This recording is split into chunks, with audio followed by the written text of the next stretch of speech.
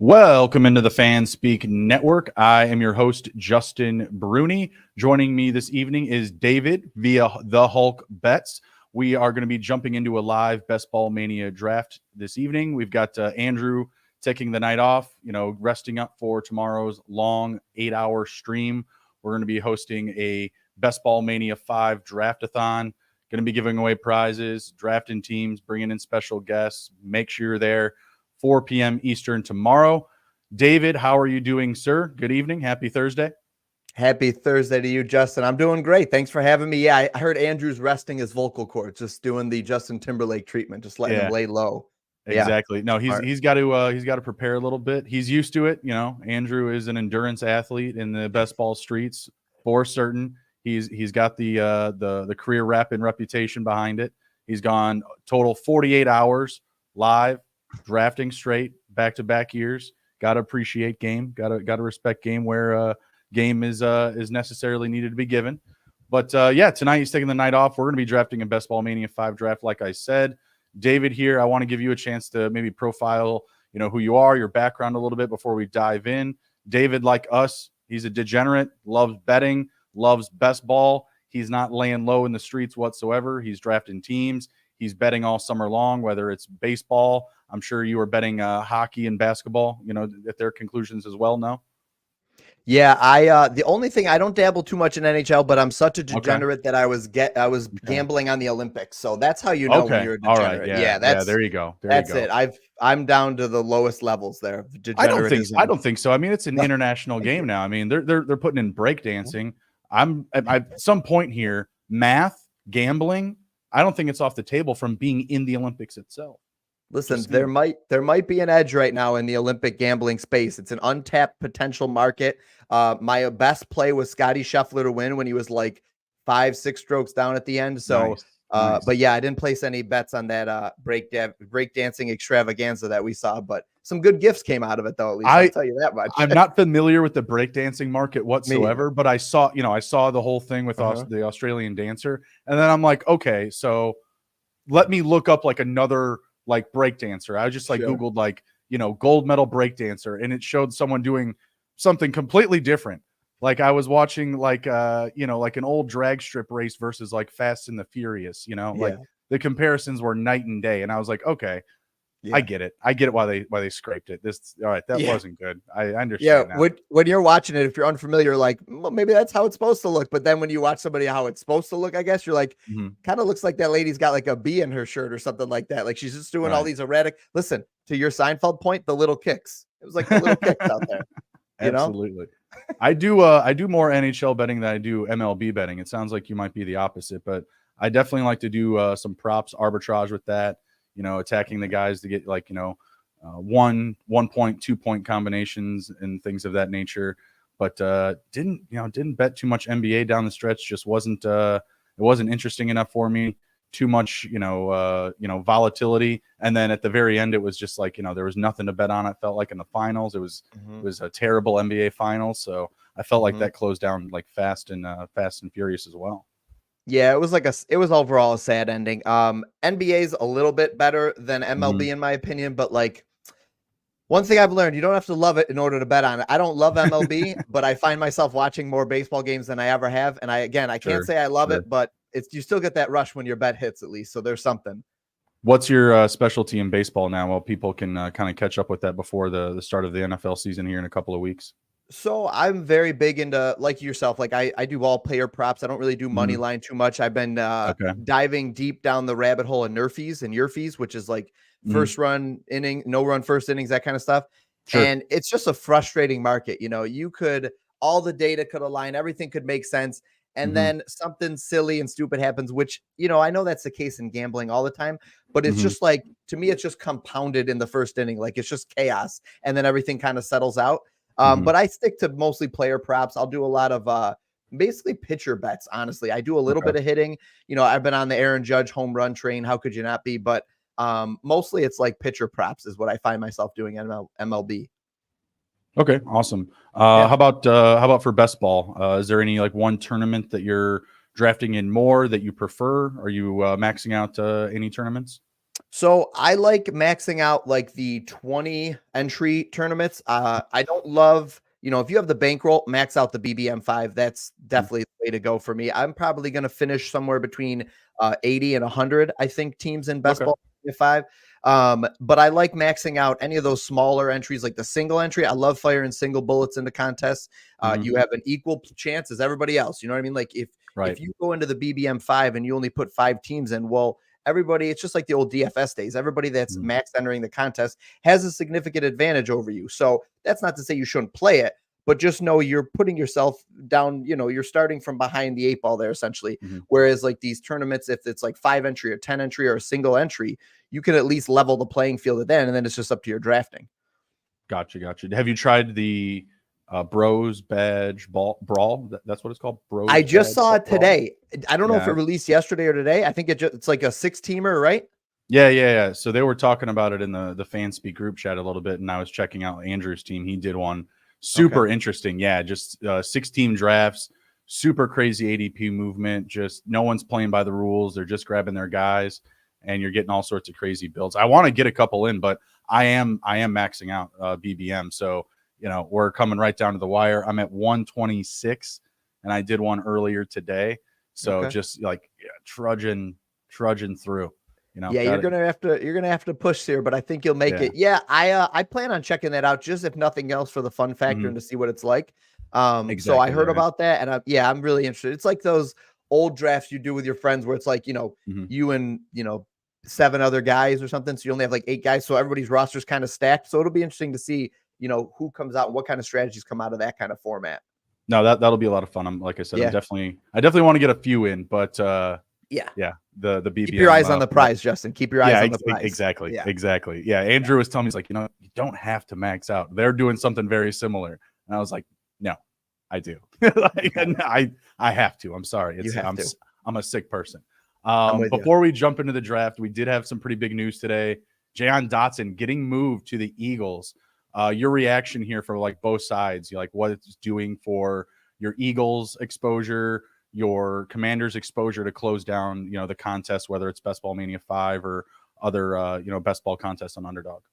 Yeah, I think really for the Eagles side, I think the only guy that moves the needle a bit for me is Dallas Goedert, and I think that you could just bump him down a little bit. I think he's probably the person on the Eagles that's most affected by it, and it's in a negative way, in my opinion. But really for Washington, I think it's interesting. I saw a lot of people talking about Terry McLaurin's stock going up from this, and I got to be honest, I'm not saying it couldn't happen, but I think that it's a smaller impact on a guy like him. I think he was kind of like locked into his role. I think he was kind of locked into where he was going to be and the targets he was going to get. And in preseason, we saw Jaden Daniels has liked throwing the ball to McLaurin. They've looked like they've had decent chemistry. But the other guy that I think it really helps, the unsung hero, is De'Ami Brown. I think he gets a big bump. He's already looked really good in preseason. I think that they're building that chemistry out. He already looked better than Dotson. I think that's probably maybe why they traded him, unless the rumors are true and they're really just gearing up to take a run at Ayuk, which has been the speculation on social media today. I don't know if you saw that, but that's kind of like what people are saying. They think they're going to take a run. That's such a tough sell for me, but I mean, I could see it. I mean, the narrative fits now, right? Like, that timeline fits, but also just the fact that you're hearing the complete opposite from the San Francisco side, that they're very close to a deal, right? So I think it's just a reactionary bit of news. It's probably people love the clickbait, right? But I guess here's the one thing I'll say is that I don't think you trade a guy that you're really high on or that you think has this special talent to a division rival. They were talking about cutting him at one point. I guess, but like to trade him to a division rival, it's just like those teams don't even talk half the time. Like I don't even know if they pick up each other's phone calls. I don't think it's so much. You don't think it's as bad? Well, it's almost like big brother, little brother, but little brother beats up little big brother all the time. Like the Commanders are always beating up the Eagles during the regular season. Right. Sure. Yeah. So there might just be somewhat of a respect level there. And if you're a good GM, you pick up the phone, right? I mean, that's true. You would think so. I don't know. I'd like to think we'd be good GMs, right? I think we'd be able to run a good team. I mean, I saw that Hard Knocks, with the Giants. Yeah. We can do that. Stop. We can do what he's doing. Yeah. Exactly. Yeah, I agree. A lot of feet up on the desk. Yeah, feet up on the desk I saw from head coach, GMs. Yeah. It's no different than what we're doing here. Their payroll's a little bit different. That's all. Their salary. That's it. It's a lot. Other than that, it's the same. Yeah, it's a lot. Their public exposures, pretty crazy as well. But sure. I but no, I think De'Ami Brown actually benefits the most. Maybe slight bump to Luke McCaffrey as well. But I think McLaurin was kind of locked into a good spot already, and I don't think it really changes much for him anyway. So I'm all in on Eckler now, getting 150 plus targets. Spoiler, in a PPR, he's my most exposed player. Period. Is he really? Yeah, 23%. Wow, well, technically I have him, Eckler, Cooks, and Hubbard all tied at 23% now. Okay. Listen, I think it's great for you. I don't think it can hurt Eckler at all. I think it only boosts Eckler's stock.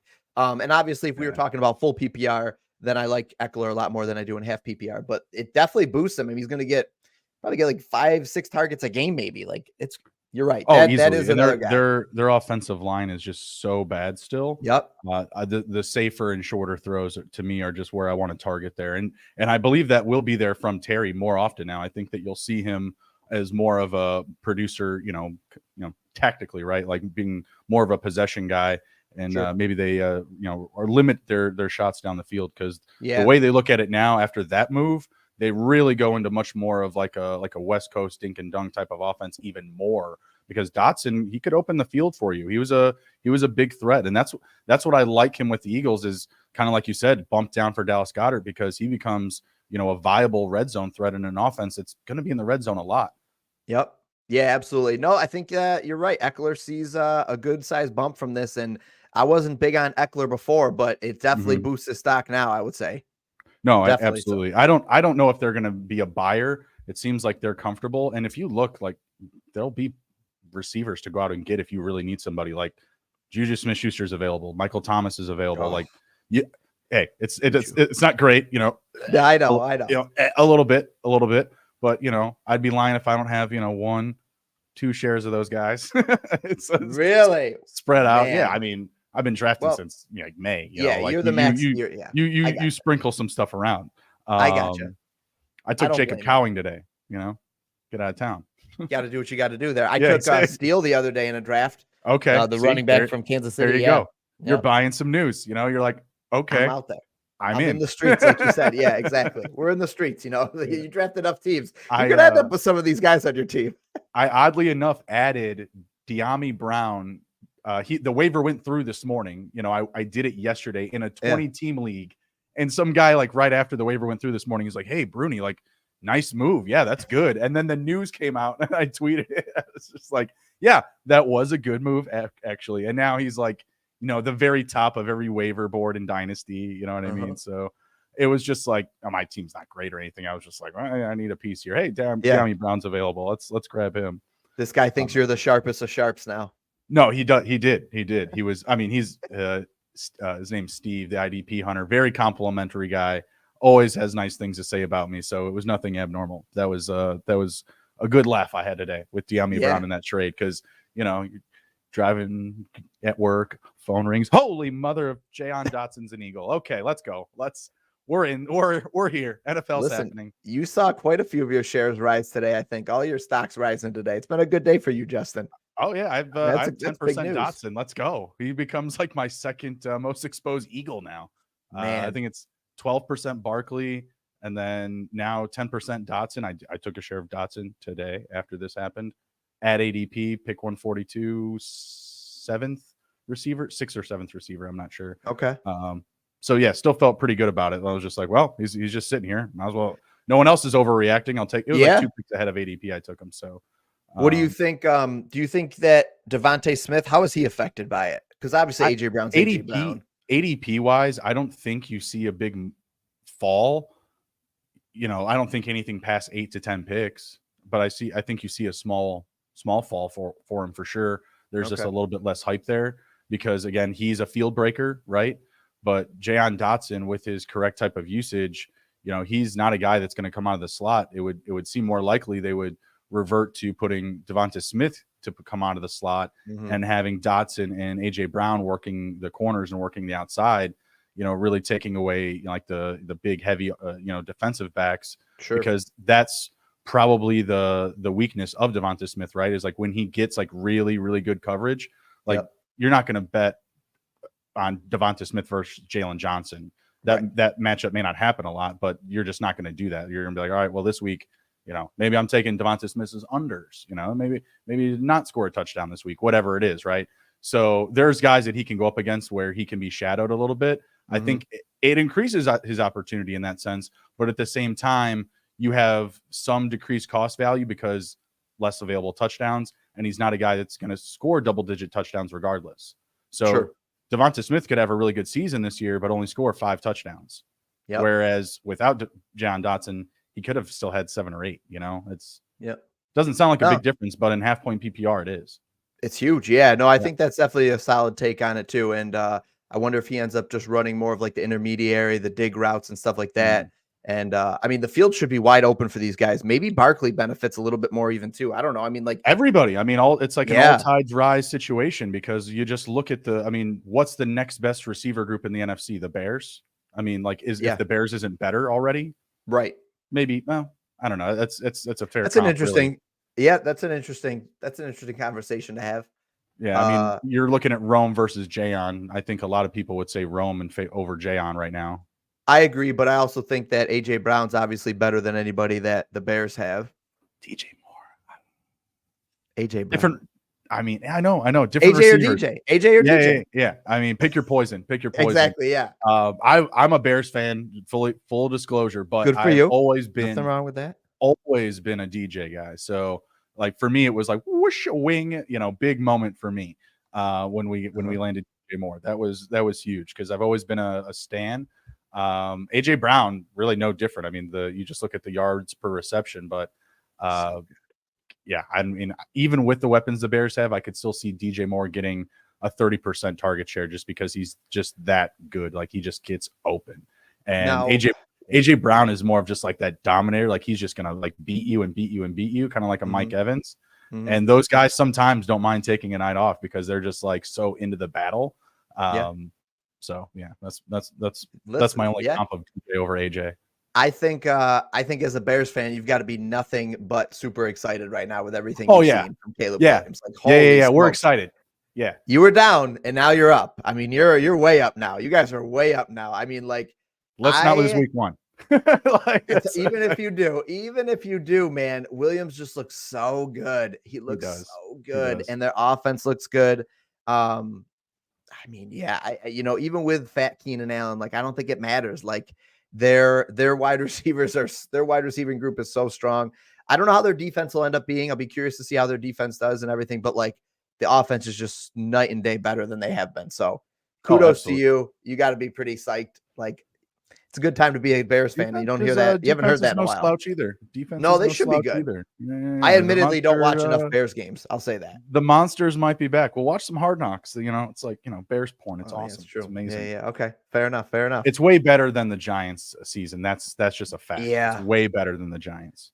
I was playing so like when I have a little bit of time, there it is, fat Keenan Allen. In some of my downtime, well, listen, you come in 30 pounds heavier at a wide receiver position, you're going to get made fun of. If it happens to me, I feel bad. Like, why shouldn't he? Like, it just means he's going to lose it across the season. There's a lot of running to do. We'll see. I have 12% Keenan Allen. I'm not afraid to defend it. He doesn't even have to be that great though. That's the thing. It's like he could be the third receiver in this and be like, and that's fine. Like, I mean, it's not great for your 12% maybe, but like as a Bears fan, as like a team, they'll be great. Like they'll still do really well. I think where I drafted him, it's perfectly fine because I mean, I haven't touched him for a while. His early ADP was ridiculously cheap. Like getting him in like the 7th and 8th round, like that's too much. It's probably just because like people needed to see how it's going to shake out. And listen, all this news is only going to keep his ADP lower or hurt it. If anything, he's not. And there's also just the separation of time from the draft. Like from the NFL draft, Rome was just so high. They were so hard on Rome right after the draft because like it doesn't matter. It's Rome at Dunes. It doesn't matter. It's a godsend. But yeah, it's not amazing for trying to decipher fantasy value production ADP. Like thanks for the fan in me, but man, what a nightmare. Yeah, no, absolutely. Try to figure out and balance. Honestly, it's like, and this might end up biting me in the butt, but I'll say it and I'll own it and I'll wear it. I have drafted a lot less of those 3 guys and of Houston's receivers, a little more Houston receivers, but just because I mean, best ball is the perfect format for it. Best ball is the format for taking these guys. But like, I just think you're going to get so many weeks where it's just so spread out because all these guys are alphas and all these guys are good that give me their quarterbacks. And then, you know, every so often I'm going to definitely stack with one of their guys and hope I get that right guy. But like, I'm probably underexposed to those guys and it might end up being a big mistake. But because like you said, with the Bears, like I can't pick, like I couldn't pick one. I'm like, okay, is it going to be DJ? Is it going to be Rome? You heard the same thing I did. Like Rome's this alpha. Rome's great. Like DJ has no prior chemistry with Caleb Williams. It's not like DJ, you know, DJ's been there, but Caleb Williams hasn't been there. So it's kind of like everybody's starting from square one here and like who develops that chemistry with Williams. And now after seeing Williams, I'm like, maybe it doesn't matter. Maybe they all have it because like he just looks great. The offense looks great. And the same thing with Stroud. I mean, but the two guys I want with Houston, I think I have a little clearer picture is I want Tank Dell and I want Nico Collins. That's we gotta get into that then because I'm similar with both offenses, but I have like varied shares of each. So like the Bears offense, I have like 12% DJ, 12% Allen, and only like 2% Rome. And it's pretty much similar with the Texans, but Dell's my guy that's out. And for me, it's just the other players at his ADP, like the Allens, the Laportas, the quarterbacks. I'm always way more interested in those guys. And I think it's more of just my recency bias because last year when I looked at my teams, 25% advance rate in Best Ball Mania 4, they all had elite QBs. Like the majority of them had an Allen, they had a Mahomes, they had a Lamar. And then I was hitting on that late round guy, like a Jared Goff, like a Sam Howell. And that was the majority of them. So my thing is like, okay, this year I'm going to come in and I'm going to target, you know, early quarterback more than I was late QB last year, where I really ate it with Aaron Rodgers. He was one of my top 3 quarterbacks last year. And that was a huge hit for me, despite the good success that I had, you know, 38 hits. If I want to get more this year, like my theory is like, I need to prioritize early QB. And that's really my biggest thing against him is like, he's a third receiver at that 4th round ADP. It's like really difficult for me. I have, I think like three or 4 shares. Okay. I mean, listen, I get that. You got, if something like that has worked for you, you got to attack it still. That's interesting to hear you say though, too, because I think that if you're looking back on the year as a whole, like elite quarterbacks, other than maybe Josh Allen, kind of underperformed. Like Lamar had a good season, but from fantasy, it was, you know, okay. Patrick Mahomes underperformed. Patrick Mahomes, Patrick Mahomes was way down. And then you had like, what was Dak last year? I know he ended the season. Dak was QB3. Dak was QB3. He was what was one he of those drafted as? Do you know? Oh, he was still drafted in close to like QB10 for sure. He wasn't prioritized early. There's always the bad Dallas narrative, you know? I know, right? But for fantasy, same thing with Jared Goff. He was QB7 last year. He's going in round 11. Dak was QB3 last year, and he's what, ADP 90, 10, right? 96. Yeah. And how many times have you seen him go 110, 107? Yeah. You know what I mean? It's crazy. That's QB3. Just, it's the stacking thing for him. I've talked about this a couple of times. It's just that he's not a sexy stacker. He's not a sexy stacker. If you get CeeDee Lamb, great, sexy stack. You know, sexy stack. How many times you don't like him in Ferguson? I like him in that's probably my second favorite one. And then Cooks is fine. I think Cooks sees some touchdown regression. I think Cooks has his best. Did he have his most touchdowns that he's ever had? Well, he had 8 touchdowns on 56 receptions. I don't know the exact percentage on that, but I would agree with you. That percentage comes down, but it balances out with more volume. You know what I mean? Like what's he coming in at? He had 146 fantasy points last year with the Cowboys. I just see that being a very similar finish for him. Okay, but you think he gets it a different way? Yeah, exactly. Okay. It just balances out because you look at the offense; they haven't changed anything. They brought in Zeke. It's like control Z. Yeah. They brought back a running back. They lost a running back. That balances out. Tolbert, Cooks, to me, really good value. I mean, I like the stack. It doesn't sound sexy. That's for sure. Jalen Tolbert, super untrusted, but he's a last round click. You know, right? At least he was. I don't know about anymore.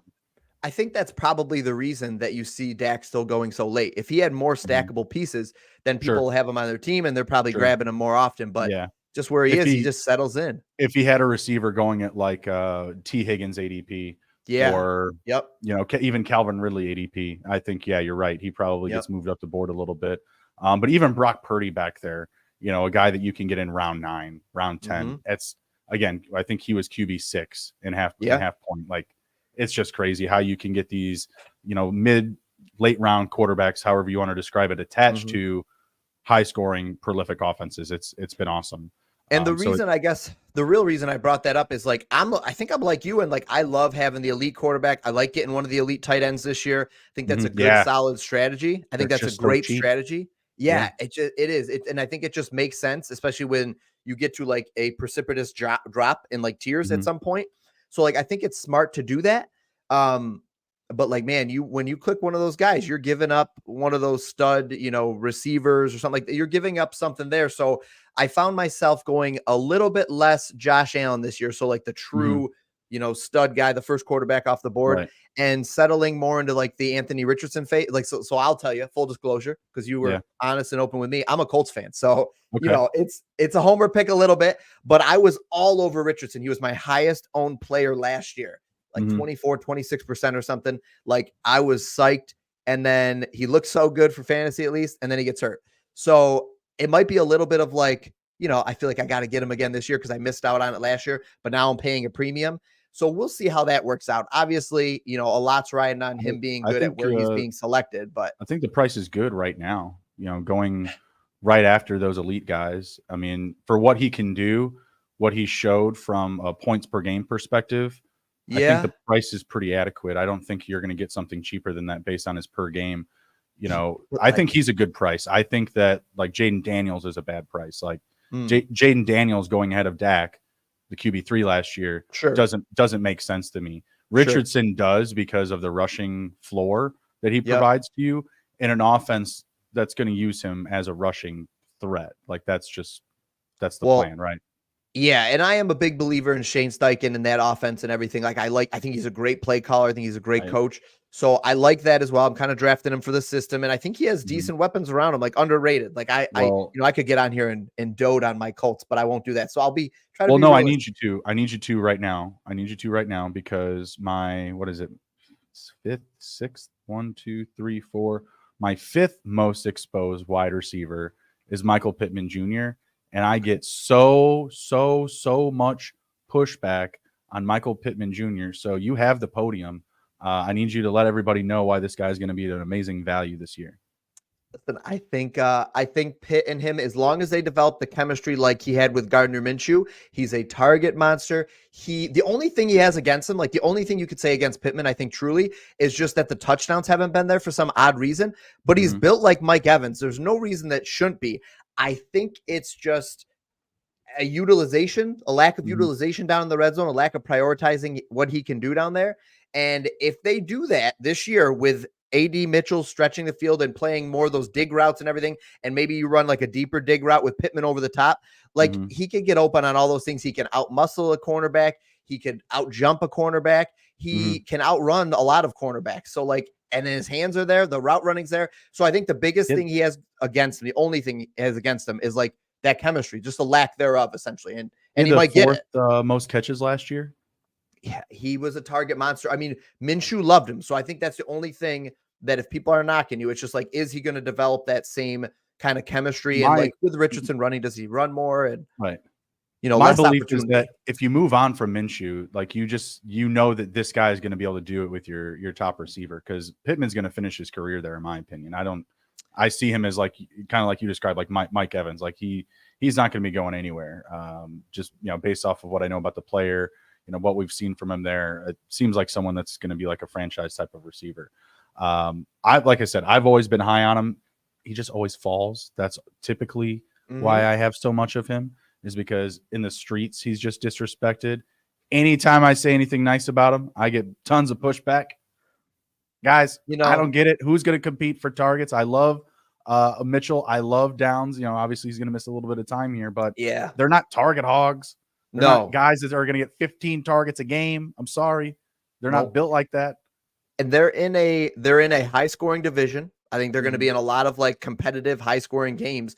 I mean, this team's going to move fast. They ran like, I might be a little off, but I think it was like the top 5 plays, maybe the top 10 plays. But if they were top 10 last year, I would expect them to very much run like one of the top 5 to 7 fastest offenses in the NFL, which is never a bad thing from a fantasy standpoint. Never. No, just more opportunity for points. Yeah, and if there's any efficiency on their end, you're going to benefit a ton.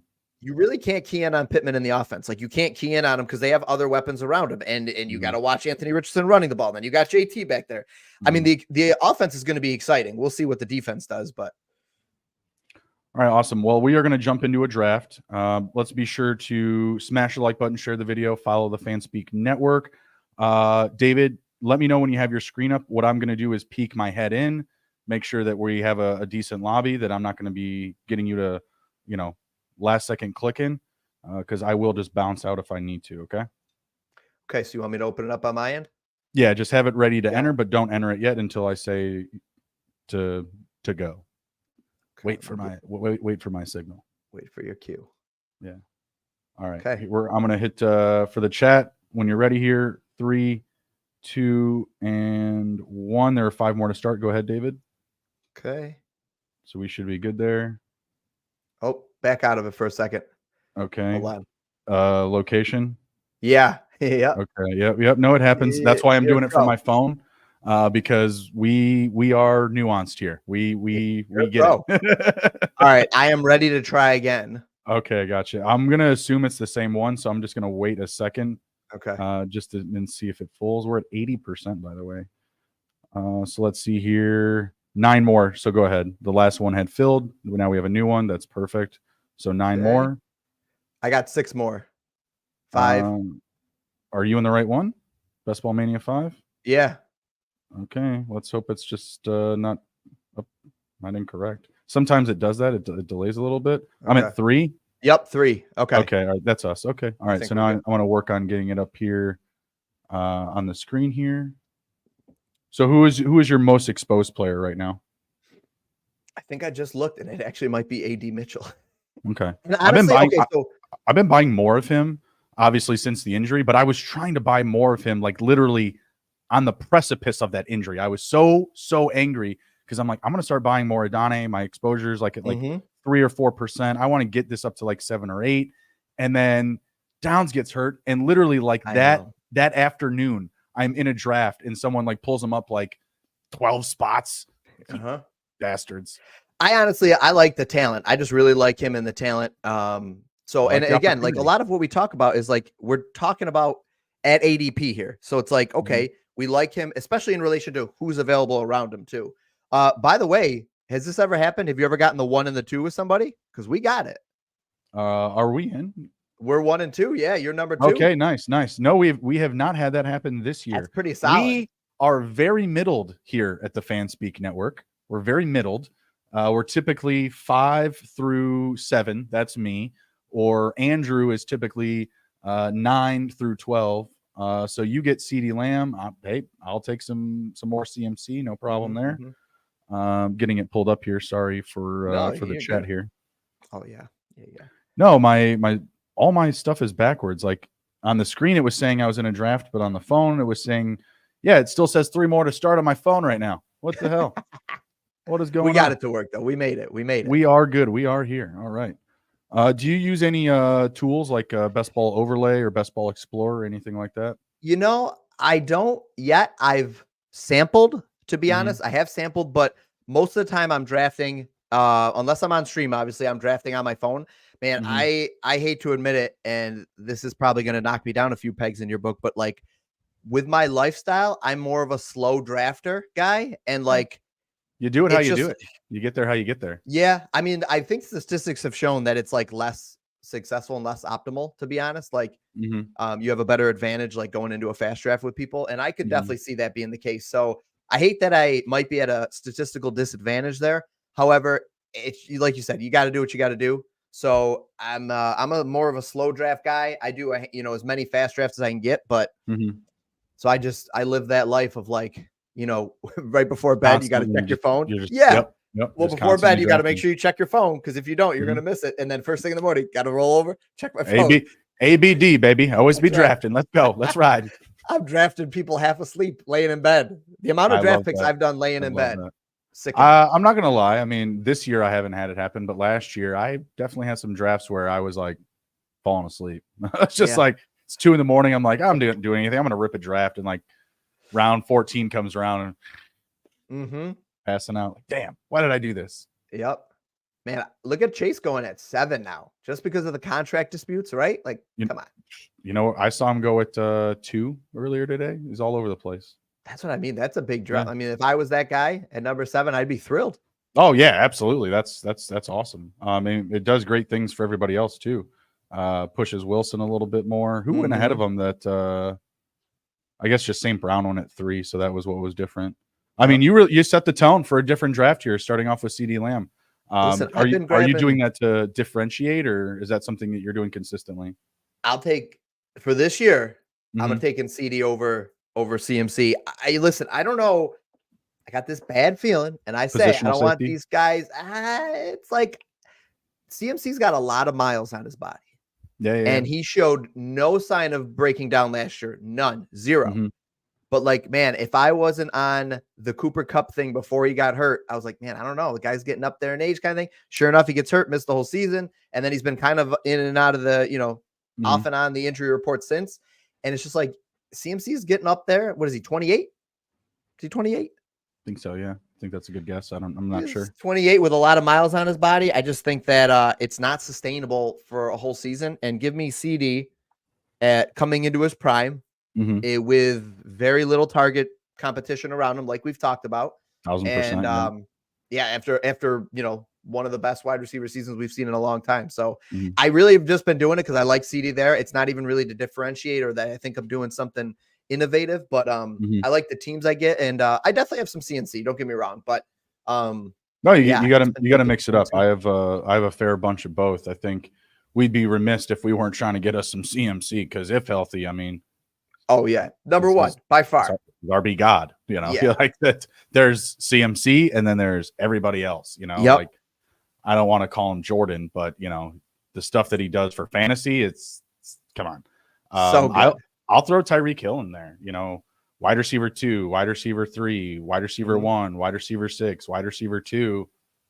His last 4 or 5 seasons. Yep. I mean, the build and just image of consistency in that ADP range, so good. I've taken Tyreek at 1. I've taken CeeDee, CMC, but everybody's got like a different, opinion or take on the situation. So, yeah. How do you feel about Chris Olave? Is he going to be your guy if he falls? I only have 5% Olave. In fact, I want to kind of zoom out a little bit because I want to be able to share my exposures. So I might be a little bit more on him. I think I might just because I only have 5% of him. I'm good still holding on Kyron. I'm not really trying to double tap running back here. Yeah, we'll go Olave. I'm good with that. I like Olave. I just don't love the quarterback inconsistency. If they can continue to build on what they had last year, it's a good situation. You play a lot of games indoors. Excuse me. Derek Carr, he had the most 300 plus passing yards per game last year at the quarterback position. It's not bad, but it's not amazing. It's not sexy. Yeah, absolutely. I can't get on. I saw Olave and I was watching some of their games, and he gives up on too many routes. Like he just doesn't care as much as I think some of these guys do to be a true alpha. Carr is your quarterback. Like if you've seen some of those overthrows, yeah, that's true. Like those overthrows are so deflating, bad, right? They got it's just a dead play. It's just like, hey man, you didn't even try. Like you didn't even try to push it in a window. You didn't even try to let me make a play to be an alpha. You know what I mean? Like I know you're right. You're not wrong. It's atrocious. You're not wrong. Spencer Rattler supposedly looked really good. Does look really good. He's looked really good. I wonder if we see a little Spencer Rattler later on this year. Like, what would it take? Would it just take them just to be like, 0-5? 3-7? You think 0-5 gets it done like that quick? Probably. Like it's got to be like a no wins run. It's got to be like that bad. I think 3-7. Okay. They're the Saints in a bad division that are like, you just keep them in. We can do this. Like Marshawn Lattimore's in the locker room, like, no, don't worry, dogs. We got this. Yeah. Like, nah, we got this. I'm gonna kill Mike Evans. We're good. Like, no, like they have a good leadership group. They're well coached. I think that in that situation they would not tap out. I think you got to go winless because they're also paying them a bunch of money. Like, I don't think they would want to even rush Rattler in. That they're also that type of organization. And it's like everybody talks about it. It's like, what does he look like in the real game? And the only way you know is if you put him in. But I don't know. Is he going to come in and have those rookie jitters? Is it really worth it at that point? And I don't know. Right. I noticed you passed up on Neighbors there. You want to tell me a little bit more about that? Probably has the target share, but I like the 49ers offense more. Just an offense that's going to score more total points, and you're going to have more scoring efficiency. I also stacked him with Christian McCaffrey. I don't think Brandon Ayuk is leaving, so just building out that stack. I think even if he leaves, you're probably in a great spot either way. I don't see it. That's been my take from the very beginning. You're probably right. It's all been posture. It's all been posturing, and even at this point, you want to go to the Commanders. I know, right? Like they're not built to win, man. They have a bad offensive line. They're not going to be able to run the ball. They're going to be a work in progress. You're on a team that can pay you. You can win a Super Bowl. Winning a Super Bowl is huge for your marketability for anything that you're going to do, making money away from football, whether you're getting ads at a car dealership in San Francisco or you're selling jerseys or you're getting speaking invites. There's so many more opportunities that opens up for you, rather than just going to DC and being DC's best player and being so popular in DC. Like that's what you become, and that's it. Yeah, these guys go to these smaller markets where they're not going to listen. I would honestly, even you could say the same thing for Tyreek. Do you want to go? You want to keep competing for Super Bowls, or do you want to go to Miami where you'll be their best player and you'll put up a ton of stats, but they're not winning a Super Bowl? I don't know if there's any Miami fans in here or anybody's going to watch this later that's a Miami fan, but you're not winning the Super Bowl this year, and you're probably not winning it next year. So like. That's Tyreek's prime, so it's always interesting to me. These guys that bags down there, though. He just got his extension. Like he's just getting bags. I know. He's just there. The Chiefs weren't going to give him all that. I always have a hard time though with these guys that end up taking all the money when he could have made really good money and competed for Super Bowls. I don't know. Maybe it's just like the competitor in me. It's like, wouldn't you want to be like you said with Ayuk? Wouldn't you want to be on a team that has a chance to keep winning the Super Bowl every year? Like always be there and competing every year? Like, doesn't that give your whole season more meaning? I don't know. Maybe not. What do I know? I'm not a GM. I'm not a player, but like, I think a lot of us that dream about it. Yeah, I think that's the exact scenario that we would anticipate we'd be in. But Miami, Florida, you know what they don't have? State income tax. They want to pay them a lot more money. I can guarantee you the Ferrari dealerships are paying a lot more than the Kansas City Chevrolet, down the road. You know what I'm saying? Like there's a little bit more money to be made for him off the field, on the field there. He's breaking receiving records there still. Like, yeah, you're right. They probably won't win a Super Bowl there. I'm kind of with you. I think in the AFC, they just don't add up, especially in the playoffs, because they have to play in cold weather, and Tua can't do it. He's just not made to go into Buffalo in December and January. He's not made to go into Kansas City, like especially in those environments too. Those fans, like the top of the AFC is super tough. Even if you were to come to Baltimore that time of the year, you can get some bad rain. It doesn't snow here anymore. I live in Baltimore, but you do? Yeah, I live in Baltimore. It doesn't snow. It'll rain. You might get some wetness on the ball, but he might be a little bit used to that actually. So. Yeah, no, that's always a unique situation, money, winning opportunity. I just don't think Ayuk, like I said, would benefit in any of those ways versus what San Francisco offers. Sure. Well, and listen, he's got all those kids, Tyreek says. He's got all those kids he's got to take care of. So he's got to save that money. What's he up to, number 10? He had like 3 in 1 year. That's how something's going. Are we letting this guy get the Jackson stack? Listen, all right. This is you do whatever you want, but this is the thing. Like, do you go to block people, or are you going to win the $1 million? Like that's my thing. I'm getting Trey McBride. That's my guy. Yeah, you got to go for that, right? You got to. I got Lamar and Andrews earlier. I don't need to differentiate. I literally did the stack this morning, and I was like, oh, nice. This guy didn't block me. That's awesome. Thank you. So I'll pay it forward. We'll see if this guy in the 4-12 and 5-1 wants to do the same. He takes Kincaid, so I'm guessing he's gonna let it fly. That's me, by the way. Oh, sorry. Duh. Forgot about that. No, that's me. Did you do a double tight end, or you just pulled Kincaid up? Okay, no, I did Kincaid and Jacobs. Gotcha. I like Jacobs, and I like him even more if Marshawn Lloyd's hurt, because Marshawn Lloyd was going to be fighting for some of those receiving targets. And if he's banged up at all, and if I think it's a hamstring, maybe I could be wrong, but there's been a ton of hamstrings. If it's a hamstring, or if it's anything that's going to linger, I think that just boosts Jacobs. And I like getting running backs and good offenses. I mean, I like getting all players and good offenses, obviously, but I toyed with a couple of different things there.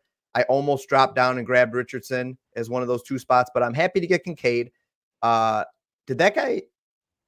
he skip? Yeah, he went Calvin Ridley. Wow. Yeah, you know. Bizarro land, Jerry. I don't know. Yeah, the streets are weird, man. That's awesome. Someone's going to get Andrews at a fall. Yeah. Like this guy did. Haig. I mean, it's only 3 picks after ADP, and he had Zay Flowers, so he brings back a skinny stack. Super interesting. It is interesting, though. I'm just surprised. You know, it's like. And Calvin Ridley was, I think, quite a few picks ahead of ADP. Yeah. Oh, only 4. No, not a big climb.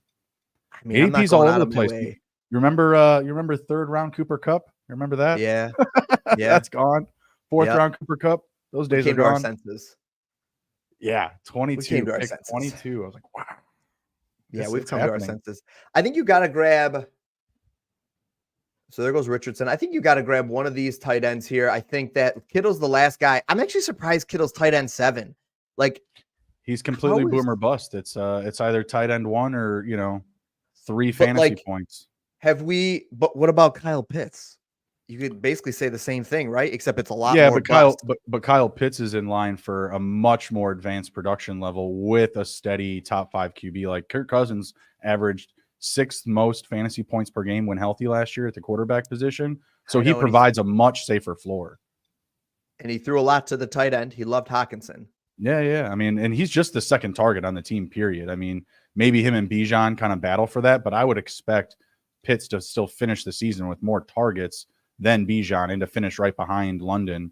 You're probably looking at like a 144, a 122, and you like maybe 98 to 105 for Bijan on targets. Do you think that? So you're a believer that it was more of the offense around Pitts than it was Pitts himself? Oh yeah, no. I mean, he has not benefited from any sort of quarterback play whatsoever. No, he hasn't. He hasn't. He's going to have a guy that's going to be able to hit him in the hands, hit him in the numbers, allow him to make some plays, like someone that's willing to throw into windows, because Kirk Cousins, let's just face it, he just says fuck it back there a lot, right? And sometimes it works and sometimes it doesn't. In fantasy, hey, it's our fantasy team. It's not a whole franchise. We have much less weight on our back than Kirk Cousins does, but he loves to sling it around. So the offense has always been run heavy. Even if they are a run-focused team, I still have to believe it balances out to an even 50-50 split, still probably even favoring the pass game. So a lot to like there. What were your thoughts when I took DK a little bit above ADP? Really no problem there. DK is a freak. He's just a freak in nature. So really getting him anywhere is fine. You don't have any other correlation with him, but you have Lamb, Evans, DK. Those are alphas. Those are guys that can put up double touchdown games, 3 touchdown games, like high ceilings. Mm-hmm. Yeah, DK's been a guy I've just been trying to mash in. And Mike Evans in half-point PPR, where touchdowns are king, is like perfect for me. Yeah, like I was really happy with the wide receiver start. I told you my feelings a little bit about Josh Jacobs, and it's nice. It's a nice little comfort to have one of like a decent starting running back out there, at least I'll say. Yeah, DK is a guy I've been trying to grab because I'm a big Grubb guy. Like I love Ryan Grubb. I think his offense is going to be exciting. I think that it's going to translate really well to the NFL. I saw in preseason, they said that they're running like 70% pre-snap motion, which is second highest in the league, only to Mike McDaniels, who runs like 83% down in Miami. And I think it's just going to create a lot of opportunity for a guy like DK to move around and get open. And Geno Smith is like 2 years removed from like the quarterback 5, I think, in fantasy. So I think everything I've been reading from people even that are far smarter than I am at this say that Grubb's offense really will fit Geno's style well. So I'm just a big believer in that situation there. Well, I'm probably about to actually I'm going to take Kyler Murray. I'm going to get the stack. We'll see what you do here because I don't like to table talk when people are on the clock. I definitely did it at draft night out and it was so much fun. When Jonathan Brooks was drafted, I just kind of announced to the draft, you guys know that was the first Panther off the board. You guys know that guy's on the pup list? And someone was like, "Shut up!" Like they wanted Deontay Johnson that round, and someone got like so mad. You took him. Yep, I was gonna take JSN. Yeah, I'm gonna build out a little game stack for that. So, yeah. Well, I've been wanting to get more of him. He was someone that I was. The season ended. The 2023 season ended, and I said, "Buy JSN." Like that was my instant 2024 buy. Love the player. Didn't love the situation last year. Man, I want Keon Coleman, but he's got another week 12 bye. I don't want to be too overweight there. I am going to take a week 12 bye, but I'm going to go double elite tight end. I'm going to go Evan Ingram as well, which I don't mind doing. Yeah.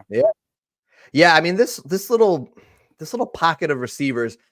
I don't like the run right now. Yeah. I don't like being forced into, like, I'm okay taking Keon Coleman, but if I'm going to take a week 12 bye right there and kind of overload on that, I want more of a positional advantage, and I'll get that at a tight end. I'm not going to get that by taking Keon Coleman there.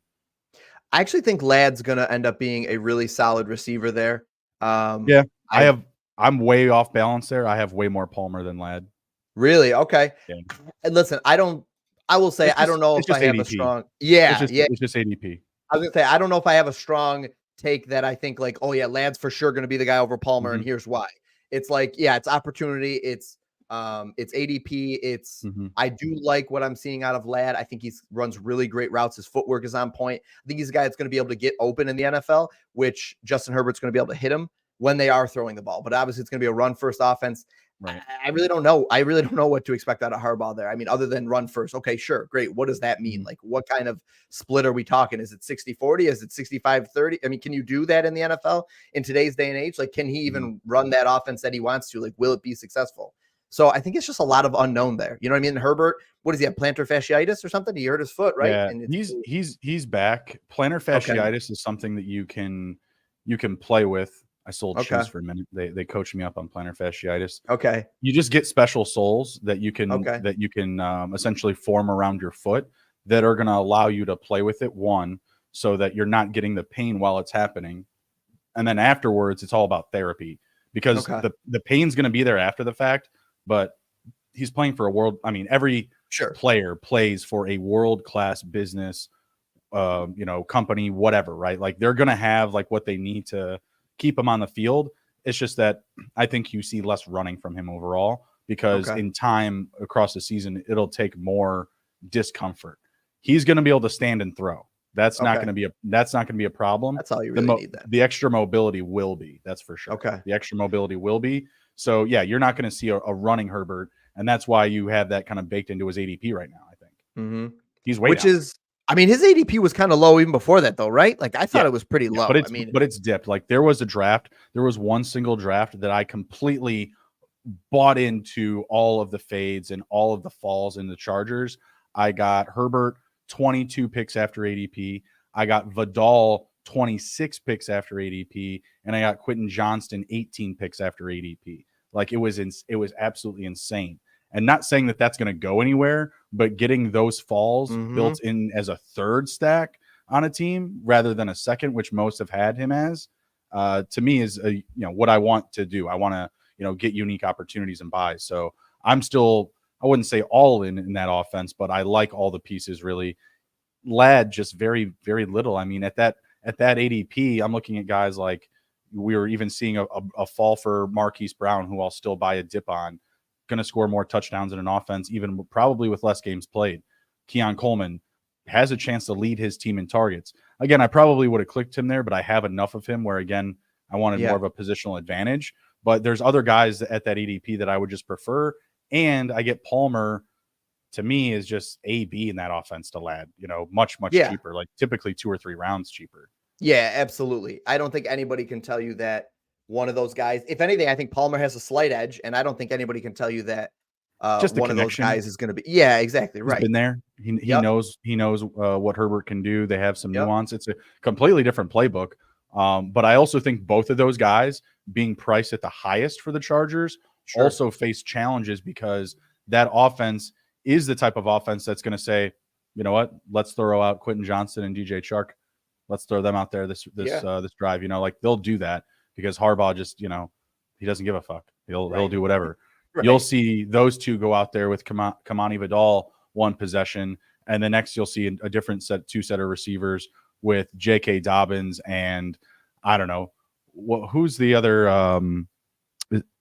tight end there. They have Hayden Hurst and Will Disley. Like they have so many different combinations that they can run out there with that I think that even those top two guys, they face some challenges at that cost. Will Disley is just there to block. People are really high on Will Disley. Really? Yeah. I think they're going to be, I mean, you listen, being drafted for next to nothing, but I think I think those people are going to be sorely disappointed there.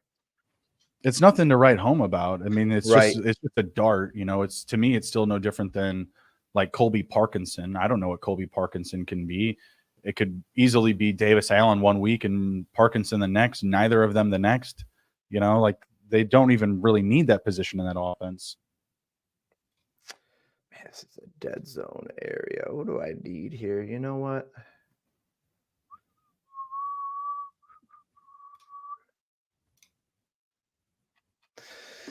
Oh, I hope Brooks ends up playing and getting healthy quick. I have a lot of Brooks too. I'm just high on his talent, but not so much. I have a lot of. I'm just going to Chuba, the Zamir Whitefall. Yeah, I have a lot of Chuba. He's my second. He's one of those guys that are tied up there. And again, it's just ADP. It's just hey, look how cheap this guy is. He's going to be a starter. I don't care for how many games. Right at that ADP. My favorite combo for the longest time was Chuba Hubbard and Chubb. Literally, and that's it's risky because I don't know what Chubb's going to be able to do, but I do the same thing, but with Ford. So just pick your poison.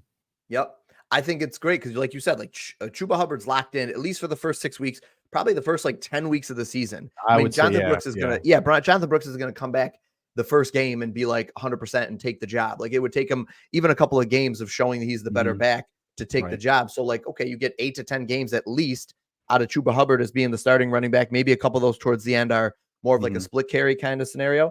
And then by then, hopefully Nick Chubb is back to some semblance of himself, some sort of. So I do want to ask you this because I don't get this opportunity a lot, and it seems like you're invested in that backfield. What if Canales does get a Rachaad White level season out of Hubbard up to that point? If Hubbard is literally playing we'll just say a top 10 fantasy RB like White was last year, is that really going to be the case? Because that's really, I think, what you're buying the most. If you're buying him, you're correct. Yeah, that's the ceiling, right? Is somewhere in close to the top 10.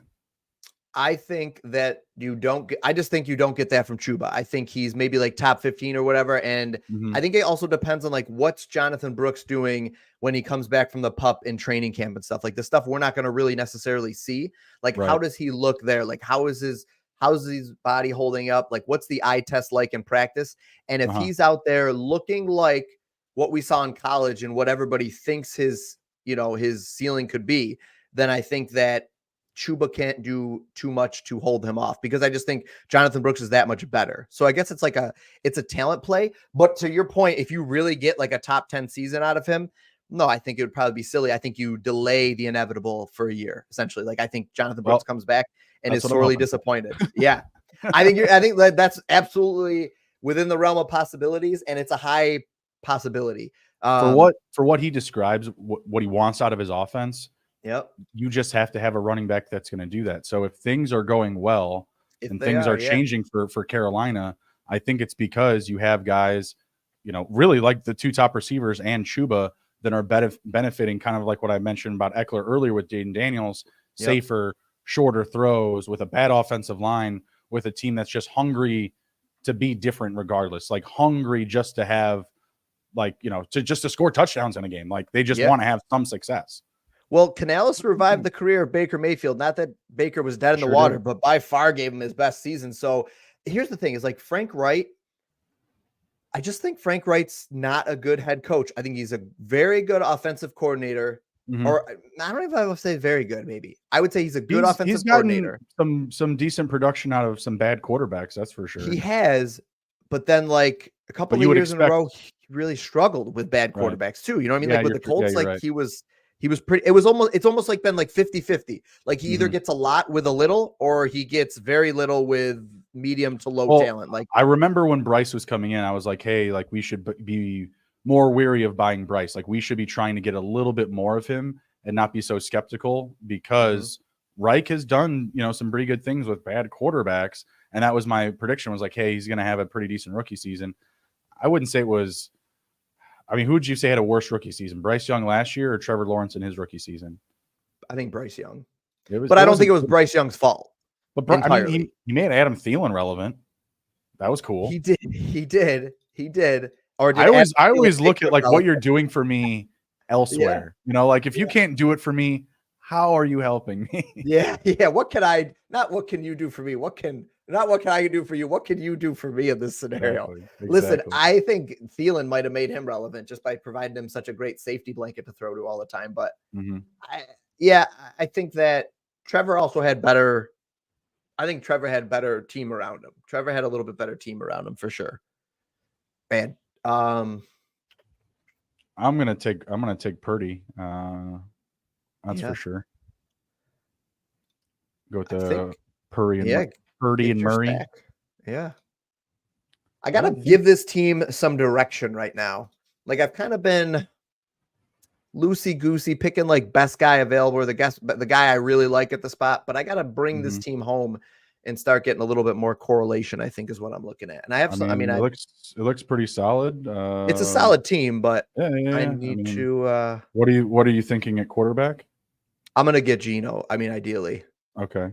I gotta try to get Geno. If I don't get Geno. Yeah. Well, no, that's a good spot. I know here. Trying to see who else. Dak is gone. I think I'm gonna get Geno and Baker probably, and then. What did you get Cooks at? You got Cooks right at ADP. Okay. Yeah. The amount of Cooks falls that I have is, that's why I have so much of them, is just because his ADP volatility has been up, down, all around. Like he's been a super like market piece that you can always play with. Yeah, absolutely. I think so. I went Chubb here mainly because I'm pretty confident in my running backs that I have. I guess at least with for sure Jacobs and Connor are going to be able to carry the load. Now you've got two guys here that are probably not going to be playing for a little while. So I'm going to have to grab another guy in there, but there'll be some guys in there. It's like, is it Gus Bus? Is it JK? I actually like JK, I think, best out of that grouping. And obviously, it's so hard to like, it's so hard to like that, right? Like we're talking about Dobbins. So I have 5% Dobbins, 12% Gus, and then Vidal. I know I have a lot too, 9%. So I had a lot more Vidal until do you believe what they're saying that he might not even make the roster? I've seen the tape preseason. He should make the team.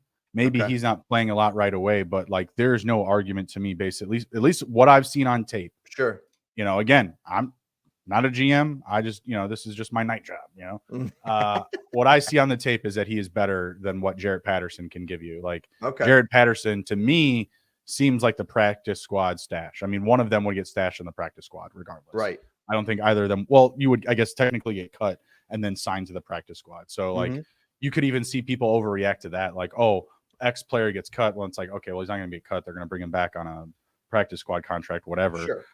Because there's no way that they would let either of them walk. I've always had a soft spot for Jarrett Patterson. But this is not it. Like Jarrett Patterson is a good compliment if you did have a Gus or Dobbins go down for sure. But he's not what Vidal can be for you. Like Vidal can still be an every down back for you if that's right. If that's what you allow him. I just don't think he was having a very good camp. So I'm like you, pump the brakes, pump the bees, but 9% is perfectly fine. Like I'm just like, hey, I'm good. Well, and where you were drafting him with the news you had available to you, like that was smart. Cheap. Thank you, Nick. Yeah, it was brother. You were grabbing him. No, you're fine. Appreciate you, Nick. Yeah, you were grabbing him with the news we had available to us at that time. It was a good pick, and now we're both kind of like, maybe 9%. A little more good. Gus. I gotta look. Yeah, maybe a little more Gus. Yeah, exactly. Spread it around. Yeah, Sprinkles. Why don't you just tell me what you want? Exactly. I love it. Classic Seinfeld references. Yeah. Listen, we could go all day with those. All right, let me see here. So there's going to be some decent running backs coming back around. So I might even end up putting together, unless he's gone, I could put together one of my favorite running back stacks that I talked about in the Chuba and Chubb backfield. But you know what backfield I've been doubling down on a little bit more recently is the Broncos. I've been doing some 2 running back combinations from there, whether it be Javonte, JMC. He's JMC because he's going to be the next CMC this year. That's my big. Gotcha. That's my big take. That's my big. Call my shot. Is Sarah McLaughlin's brother? Did you know that? Who? What's that now? Sarah McLaughlin. They're related. Brother. You're lying. Stop it. Second cousins. Stop it. By marriage. It's not true. If it's true, it's going to blow my mind, and you can't just like fake blow my mind like that. You never know. I mean, okay, all right. It's not okay. Gotcha. JMC's my dude, but I'll pop him and Javonte together. I'll do Javonte and Estime, JMC and Estime. I've been really playing with that, and when I'm doing that, I'm trying to do like 6 running back builds. There's a few where I've done it with 5, but I'm typically advised against it, and I typically also look at it after the fact and go like, yeah, I could have did better. Like, okay, that's fair. I need those top 2 guys to really bring it home. Sure. But I don't have an issue doing that. When I do have 2 running backs from the same team, I really don't like any other players on my roster from that team. Like that's to me, having the 2 running backs, you're already losing one kind of like spike week opportunity. Yep. If you throw in another 2 receivers into that, yeah. Even another receiver and tight end, I don't like that. That's a little too much. I'm with you. I think there's a couple of circumstances that it makes sense in, and that's one of them. But otherwise, like I'm not a big. Just think for best ball. Wow, look at Jalen Wright. How far ahead of ADP he went? Because I know because I had him on my board here, and let's see. I mean, he was at least what? Five picks. Only 5? Picks. I'm going to get this massive fall for Gabe Davis. I was considering him at my last pick, and I'm already super low inventory on receivers right now. He's only my 5th receiver. Not recommended. Not recommended. But again, going bully tight end, one of those guys should be projected to fill my slot. So not the end of the world, but we got some ground to make up at receiver. And at this time of the year, like to me, it's all about the late round darts regardless, no matter what the board looks like. After what we just talked about, exactly. I grabbed 2 running backs from the same backfield. So I say that, and then I want JMC. He's sitting right there. Let's do it. Nice. Let's do it. I've done this a few times. I can work with this. If Jalen Wright didn't go there, I was going to draft Jalen Wright because it's a good late round pick. Yeah, that backfield is just a backfield that I want to have a piece of. Ideally, absorb. Just soak it in. Just sit there like a sponge in it. And I mean, Achane, love Achane. Traded for him in my dynasty league. Maybe not going to be the beacon of health where he plays the whole season ever. Maybe you always get like 13 or 14 games out of him, and it's still good enough. But also, you got a 31, 32-year-old Mostert who's 100% going to see regression this year. So if anybody watching this video takes nothing from that, still score double-digit touchdowns with major regression. Exactly. That's what's sickening. That's why it's not that hot of a take, but let me have my moment. But yes, he is not going to score. He's not going to score 18 touchdowns again this year. He's not going to score 15 touchdowns. I think he's fighting to get 10. That's my thought. He's one of those guys that I talk about doing the builds with where you go discount running back, but you get discount running backs that all have double-digit touchdown like upside, like David Montgomery. The other guy I was thinking. Gus Edwards, James Conner. I mean, there's all sorts of guys back there. It's wild. I'm a big James Conner guy this year.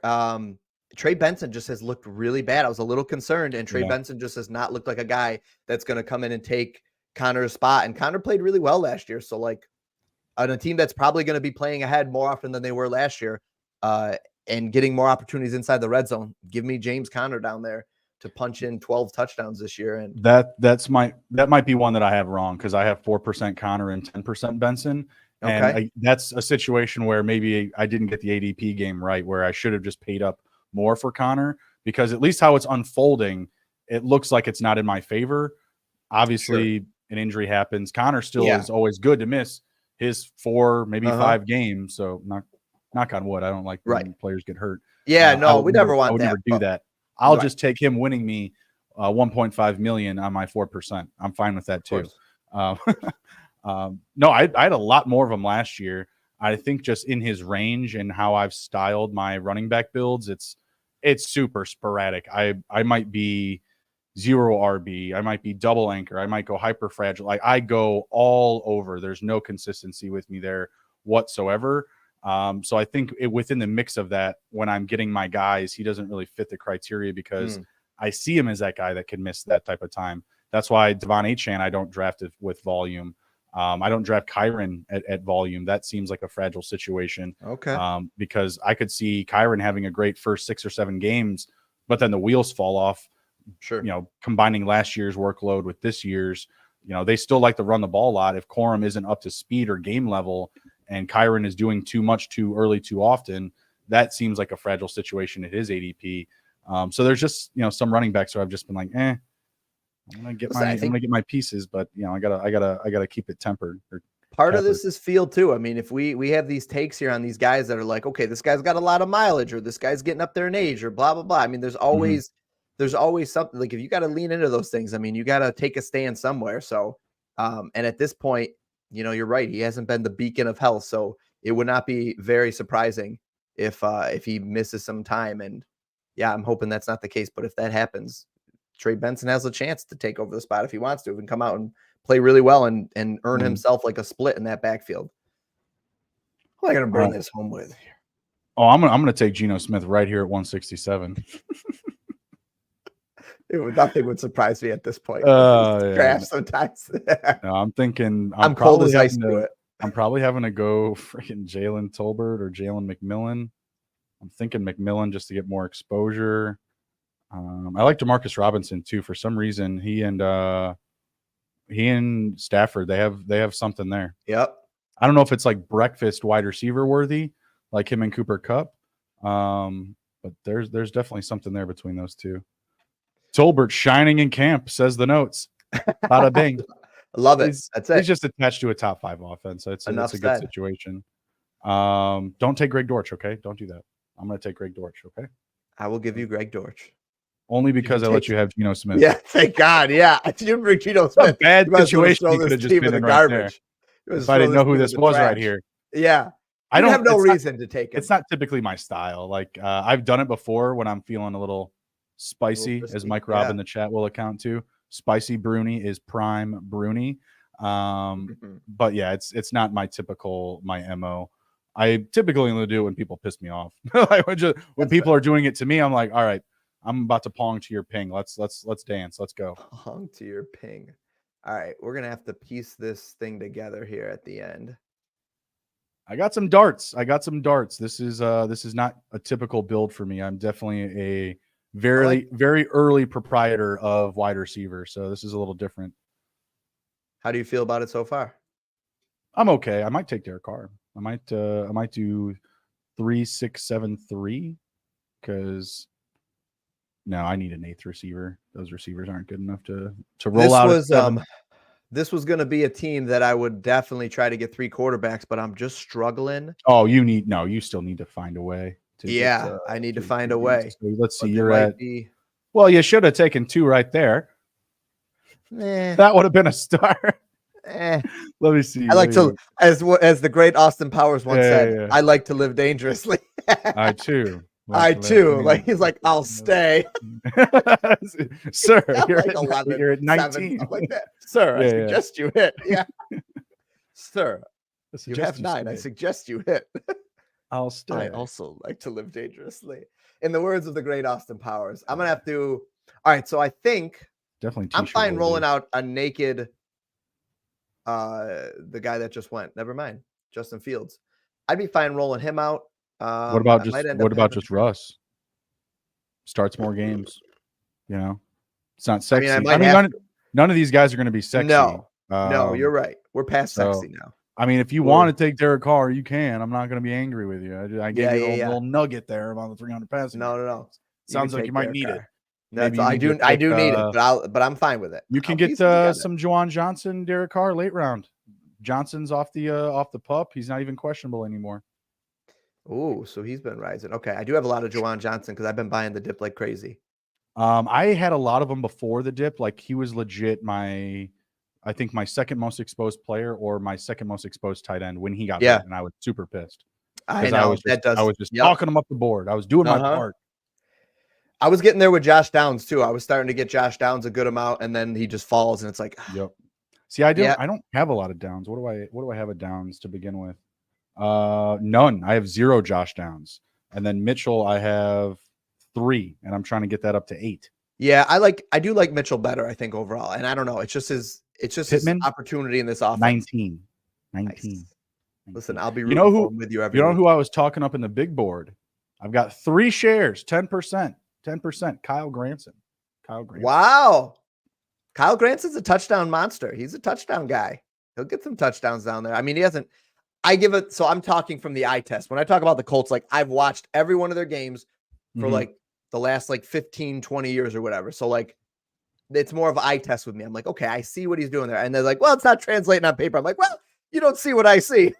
It's like I've been watching it. I know it doesn't translate, and statistics and data is overrated, but no, I think he could see some positive regression in that regard.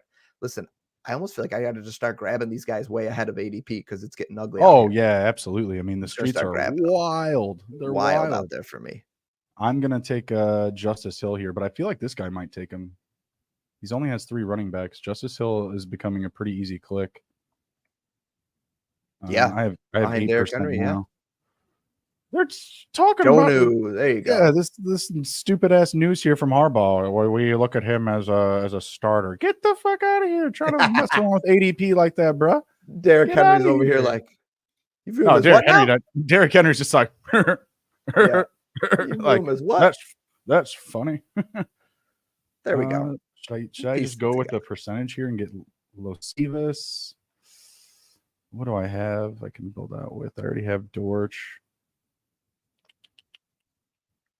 No.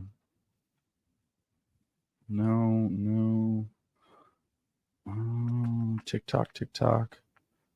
Let's just go with the class. Yeah. Let's just go with the classic fall. I've done this a few times. It's okay. It's all right. Yeah. No, I've also said that. Well, you're an old pro.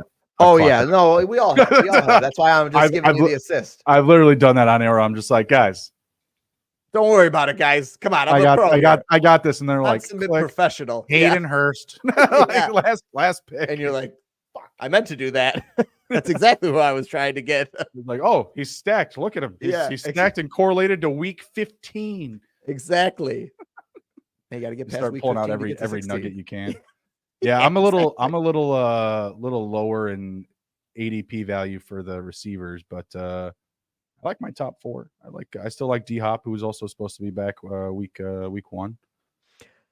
Will Levis was a guy I was grabbing a ton late, and it's because I had a lot of D Hop, and then he got hurt, and I've backed off a little bit. Not that there's any real reason to. I think I was overexposed to him already. I think I was happy with my exposure already, but now he's my most exposed quarterback, Will Levis. So okay, but that's 16%. Like that's another thing this year is I've really spread it out because I had Aaron Rodgers over 20%, and that just I could drown myself in the tears that I had from missing the finals last year. Advancing 25% of my teams like. Yeah, you hit incredible. 1 out of every 4, but you couldn't make the finals. It's incredible that you did that well with so much Aaron Rodgers. Yeah, I know, and it pisses me off. So that again, I'm just like super spread out at quarterback, right. And it's always the late round guys to me that are going to be my most exposed because I'm never concerned about how many times I have someone as my 6th or 7th or 8th receiver, right? Or my 4th, 5th, or 6th running back. I don't care. They're going to be there. You're going to have hits and misses regardless. Like Vidal could be a huge miss for a lot of people. Marshawn Lloyd could be a huge miss for a lot of people this year. those guys are going at 100% drafted. So they're going to be on a higher percentage of teams than guys that would supplement their potential production. So we shall see. Theo Johnson, round 18. This is getting real ugly for me out here, but we're going to do something. We're going to try something. Drafts are a lot tougher now too. And I keep telling that to people that are always like, oh, you got to do 100 drafts in August and you got to do the majority in the last 2 weeks. I'm like, guys, this is so much harder than the first week of June. I'm sorry. Like, it's so much more casual, and getting your guys, just getting your dudes, way easier. Yep. There's more news out. Everybody knows, like, everybody's seeing stuff in preseason and camp and stuff. People are paying attention, and and guys are going after these guys that everybody's been talking about on Twitter and stuff now. Yeah, exactly. And it's just that, you have the more comfortability in the available news information, but the entire market does. Johnny on the corner's got the same info. He just started tuning into fantasy football last week. He plays in his, 8-team office league, and he just tried out best ball. And now he's in your lobby, taking Patrick Mahomes in round 2. God, I love those rooms because that won't get thrown out. That won't get thrown out. No, they're like, no. Whoa, Ray McLeod, let's go. You want to talk about hyping up some news? I like it. Ray McLeod the third. Damn dog. I'm really curious to see what this board looks like. I haven't been looking at the board at all, like as a total. Yeah, exactly the same as well. We'll take a good look at it here. I have a very interesting last pick to make here. I'm good at tight end. I'm good at QB. We're going to ride that out. I could really go with anyone here at the top of the board. I'm going to stay away from Pierce. I have a ton of him. 3% estimate, 14% Roman Wilson, 10% Boyd. You know what? Let's just do it. We'll do the skinny stack. We'll go Burton and Losivas. Offense that's going to throw the ball a lot. We'll get one of them right. I like Losivas in Dynasty to end last season. But yeah, my receivers are not sexy. So let's pull up this board here. Let me see this thing. Yeah, I would have liked to grab a running back a little, or a quarterback a little earlier than I did, but probably I was seeing that. Yeah, right, I would have liked to grab him, but listen, if I'm as high on Geno as I am, and he can be a top 5 quarterback like he was 2 years ago for fantasy, then I'll be okay with that. I've got his whole offense. I'm gonna love my JSN shares. Yeah. Okay, so taking a look at the first round, we had a bit of a weird start because we got the CD Lamb, CMC, Amon-Ra 3. That's a bit interesting. Everything else from there was pretty on par. I mean, obviously we had a fall from Chase from the Amon-Ra advancement. Cooper Kupp at 13. That's super, super early. He's going at pick 22. So that is a huge reach, getting him at the turn for sure. Let's see. Nico Collins, Barkley. This ADP all looks fine. Gibbs at 18. Now we're talking. Now we're like, this is great value for him. I know it doesn't seem like a lot, but to me, I would still take Barkley and Taylor over him. That's me personally. I think he's more closer to Achane, and I even think that Achane is too expensive. But regardless, I'd be much happier with that fall. Getting Chase and Gibbs, that's pretty unique. Yeah. Those are typically 2 players that go in the first round, pick 6 and 12. I think the guy at the 12 spot really just wanted that week 17 stack, and he kind of forced it in a little bit, maybe because, like you said, like grabbing Kupp that far up there. Maybe he's mad he couldn't get Puka and Marvin at the turn, but that's a bad move if that's the case. That's a bit of a reach. Like, you don't have to force in week 17. Don't chase. Not right in the beginning. Guys. No, not right in the beginning either. Yeah. So again, Achane pretty on par here. Waddle, Taylor, Adams. This ADP is pretty on pace. Diggs at 28. Dell at 29, I think, is a little bit early because, again, he's typically going closer to some of these guys like Allen and Hurts, but third round, I mean, it sounds about right. But see, that's the same thing. It's like Dell over DJ, Michael Pittman. That's too much for me. There's a lot of other receivers I'd even take over him, not let alone the QBs, the elite tight ends, etc. Derrick Henry at 34 seems like a gift. I feel like he's been going closer 25 through 29. Then we kick off the tight ends. Kelsey goes ahead of Laporta, the same guy at the turn here, not really living in the streets it would seem like Matty Ice, just kind of going after his guys, because he also takes Rashee Rice at 37. So he is stacking. You have that week 17 correlation, 12-13, 36-37. You've got KC skinny stack. Laporta as tight end 2, always nice. I enjoy those falls. The QB starting in round 4 is always nice. Getting Allen after pick 40 is always a nice gift. Jalen Hurts going ahead of him, it's not abnormal, but it's a move up on ADP.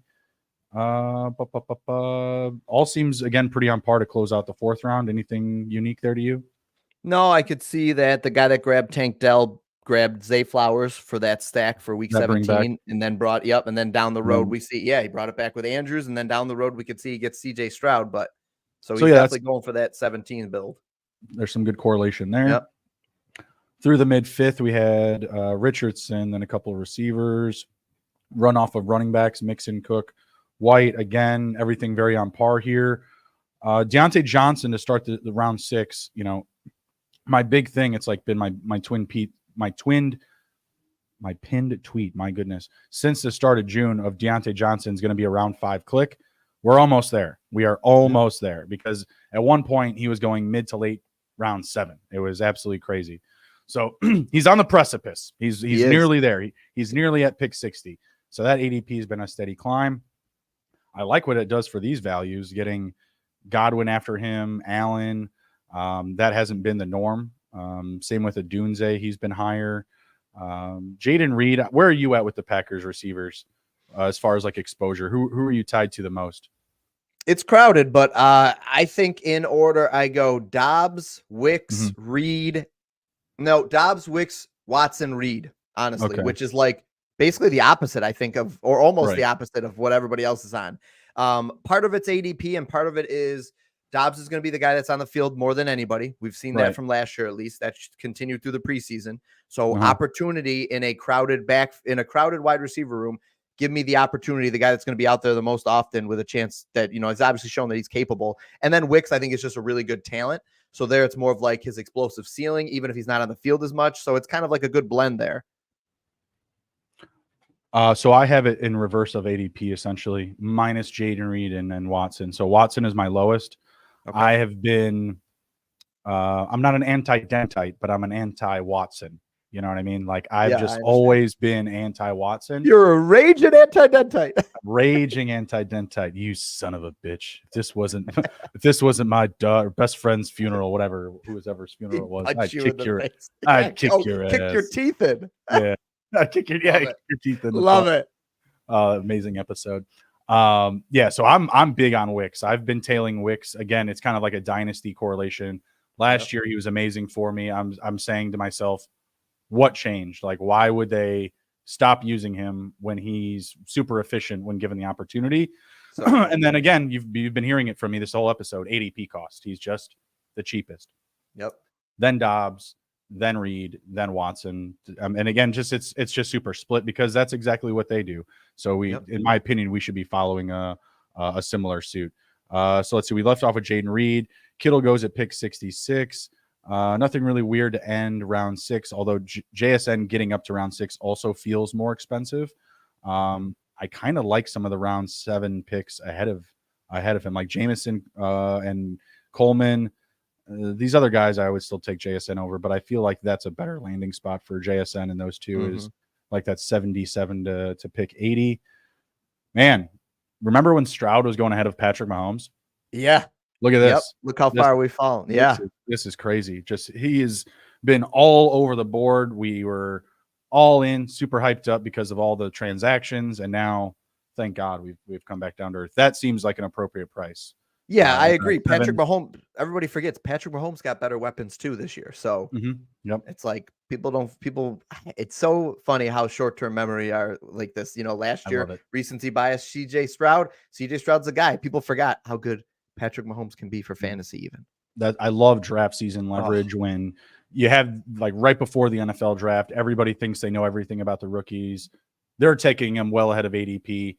And then you have the draft and you get landing spots and they're like, oh, I know even more. I know even more about them now because I know about their situation. And they just go all sorts of crazy. And I'm just like, they're right in the middle. Like, standing firm in the winds of free agency in the offseason. Like, I absolutely love leveraging those different little pockets of the offseason news, the anti narratives, the anti Dallas, the anti Jared Goff. Mercy. Mercy. All right, let's get back to it here. So round 7, Mostert, I think that's really good value to end round 7 as well. Again, like Jalen Wright, just attached to prolific scoring opportunities, high volume. Again, can easily just walk in 8 to 10 touchdowns. Yep. Round 8, again, I don't see anything really abnormal here. Anything jumping out to you in this round or round 9 at all? No, not really. I mean, there's Dak, like we talked about, behind Joe Burrow. I mean, he went at pick 87 though. That's a he did move up a little bit, right? Yeah. His ADP is 96, so he went a little bit ahead of that, and I think that person was just getting, a little scared, a little like, oh no, because they don't even have a Cowboy, they don't have another Dallas player, so they were just getting a little scared at QB and was like, oh hey, I know Dak was probably QB3 or he had the most passing touchdowns last year. Round 8 sounds fair. Like, I mean, when you look at everybody else, it sounds fair still. But it was ahead of ADP. It also screwed me over, though. Let's not forget that. Let's not forget what happened there. If you look, it's right there. I mean, look at this. True. All these guys, nobody would have taken him. CJ Stroud, this guy's got Richardson. All these guys, nobody would have taken him. He would have fallen right into my lap. Yeah, you would have had to take him. You would have had to take him at pick 73. I know. That's what I'm saying. I'm not going to do that. Exactly. I mean, given what I know now, it's like, given the team I ended up with, maybe, but like, I'm not going to take him there. You gotta think that he's going to fall back to me at pick 96, right at ADP, with no real reason for anybody else. Yeah, that's what I'm saying. I would have absolutely grabbed him instead of Jonathan Brooks right there. Like, instead of Romeo Doubs right there. Or Jonathan Brooks, the same thing. So last week, I let Dak fall to Andrew because I was like, okay, you have a stack, you can make your stack. I don't need him. And then he didn't take him. He took Caleb Williams, and I'm like, what the fuck? Like, what did you do that for? Like, Dak was right there. And then he took Dak with his next pick falling after ADP. And I think like he was at like 7, so it was like 7 to 7. And I was like, holy fuck, this is crazy. I was like, oh yeah, here you go. Here's a layup for you. I don't know if he had Lamb or if it was Ferguson or what, but I was like, here's this layup stack for you. I figured he was going to make an easy click, and he's like, no, I got DJ Moore. I'm gonna get Caleb Williams, and then he got Dak again right after that. I like to play it a little risky there. Not that really even was a risky move by not taking him in round 7. Like, I'm comfortable with the decision. Like, I'm comfortable where I was. Sometimes it works out, and sometimes it doesn't. Sometimes you were playing by the Best Ball Bible playbook.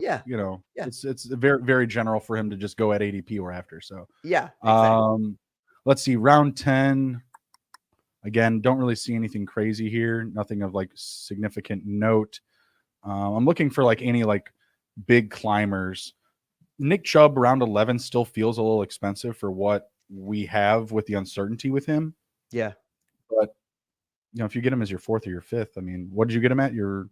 He was is he my 4th at that point? I think he was my 4th at that point. Okay. Yeah. 4th or 5 is just what I've always told everybody.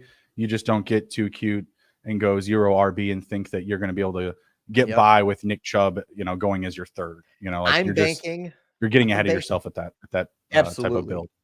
Yeah, I'm banking on Nick Chubb coming back and being like the Adrian Peterson. Like, there's a couple of guys that are just like built different that can come back from a big injury and like have a faster recovery. And, you've seen the videos of him squatting 850 pounds already and stuff. Yeah. So like, I mean, this is best ball for a reason. If he comes back and can get back to his old self, like we'll all be like, that's a steal. But, that's no small feat. We'll see. Mike Williams in round 12 still feels very risky for me. Jayon Dotson and Gabe Davis, I think, are very good picks at that spot. I definitely would have taken Dotson at 143 if he fell. Just given the situation, getting attached to the Eagles even more, would have loved that. Adam Thielen in round 13 still feels like a gift to me. I just don't think he has to be amazing for you. He's my 12th most exposed receiver. Too high, too low? 12th most? And where he's going, I think it's probably appropriate. I think that okay. I You don't know don't if have he to could like it. be. It's okay. Yeah, no, I don't have to like it, but I think he's fine where he is. I think that's fine. I probably am lower than you. Here it is, like if you were to sit there right there where that guy was at pick 151, and you were going to tell me you could get Adam Thielen or Josh Downs, I'm taking Josh Downs 10 times out of 10, even with the injury, because I don't care if he's not there for the first couple of weeks of the season. Like, I want him there at the end of the year. That's the only difference, is like the upside there. But Adam Thielen might give you better touchdown upside, and I would say he probably does. So he's very productive in the red zone. He was, but just the potential volume still, even if he gets 120, 130 targets, what he's going to do with that is perfectly fine for me at pick 14 or later. He's definitely gone a lot later than pick 150. So haven't bought a lot of him recently, but someone that I was definitely getting earlier on. We get a huge run of tight ends in round 15, 16. Who's your like favorite late round tight end click? There's so many different late round guys that you can go with to be unique. I brought up Kyle Granson earlier. Jatavian Sanders is still an easy round 18 click. I don't even think Sanders, did he go in this draft? I don't think he did. Like, you're seeing, like, it's crazy. Yeah. Like, you see a guy like Tucker Kraft go. You see even Tyler Higbee. He's not even healthy. Jatavian Sanders is going to be there week 1 competing for tight end 1 snaps with Ian Thomas, who has just been a doormat at the position. There's just so many of these late round clicks. Who do you like back here? So I like Colby Parkinson. I see he went in round 17 there. He's a guy I've been targeting a little bit with the late round. Juwan Johnson had fallen quite a bit. Like, I swear that I've gotten him a couple of times in round 17 and 18 for sure after the injury. So Juwan Johnson was the guy I was loading up on for a while. Another one, and I'm ashamed to say it now because it's looking very bad, was the Colts Jelani Woods. I think he's such a good player, I think, and he's a physical freak in a good offense. And I only need him for his red zone production, really. Like, he could easily get 2 or 3 catches for 60 something yards, because he'll catch a couple of 20-yard passes and one of them be a touchdown. And I'm happy where I'm getting him, but it's looking real bad. He has turf toe. He has to get surgery now. And, you know, they got Granson, they've got Mo Alley Cox. Like, it's not like they have a huge need. They don't have a huge need. Now, I think if they're all healthy on an equal playing field, then he could have risen to the top of that wide receiver or that tight end trio. But like, now I'm just not so sure. So he was a guy that I was going out of my way to draft for the last pick of the draft so many times. And it's looking real sad right now. Yeah, it's not great when that happens. Like I said, it happened to me last year. Aaron Rodgers, happened to all of us with Nick Chubb. I know a lot of people were overweight on Nick Chubb last year. I had a fair amount of both, but certainly a lot more Aaron Rodgers. And even in that too is just my whole thing this year, other than like, you know, prioritizing quarterbacks early, is diversification. Like, I think at 100 drafts, I had 27% Austin Eckler, and now I'm at 23. You know, so just gradually working my numbers, grinding out the odds and evens of my exposures, and making sure that I'm, you know, leveling up on guys that I'm still low on. Like, I'm low on Jahmyr Gibbs, Devon Achane, Tank Dell. I'm getting more of them now because I haven't got, you know, as much of an adjustment as I've liked. Like, I've gotten a couple of Gibbs falls, which is nice, you know, considering I've only drafted him like 3 times. But that's really what I've always wanted, was like, oh, you know, I'm going to hold off on this guy because I want to fall.